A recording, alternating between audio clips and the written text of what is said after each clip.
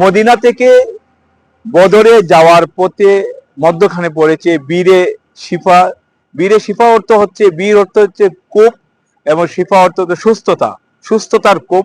এই কূপ সম্বন্ধে আপনাদেরকে একটু আমি বলে রাখি। এই কূপটি হচ্ছে বদরে যখন যুদ্ধ সংঘটিত হয়, যুদ্ধের পরে সাহাবা কেরামরা তারা পানির তৃষ্ণা ছিল অনেক বেশি, এবং তৃষ্ণার্ত ছিলেন সাহাবা কেরামরা।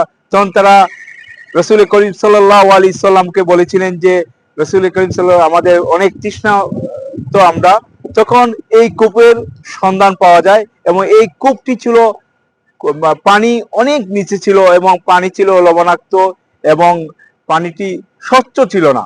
তখন সাহাবা কেরামরা রসুল করিম সাল্লাল্লাহু আলাইহি সাল্লামকে বললেন যে না।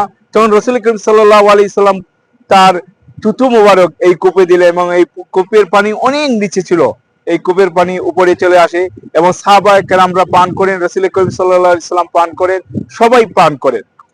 তখন রসুল করিম সাল্লাল্লাহু আলাইহি সাল্লাম সাহাবা কেরামদেরকে বলেন যে, তোমরা পানি পান করো, এবং অসুস্থ যেগুলো উট ছিল সেই অসুস্থ উটকে পানি পান করাও। তো এই পানি পান করার পর সাহাবা কেরাম যারা তৃষ্ণার্ত ছিলেন, অসুস্থ, তারা সুস্থ হয়ে উঠেন, এবং যুদ্ধের ময়দানে যেগুলো উট ছিল এই উটগুলো সুস্থ হয়ে উঠে। আপনারা দেখতে পাচ্ছেন যে এখানে উমরা জিয়ারতে যারা আসেন পৃথিবীর বিভিন্ন দেশ থেকে, তারা এই শিফায়ে বীরা থেকে পানি নিচ্ছেন, এবং এই পানিটি এখনো এই কূপটি এখানে আছে।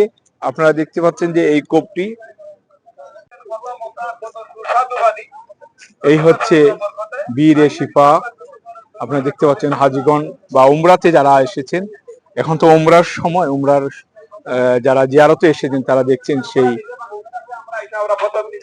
সেই কূপটি।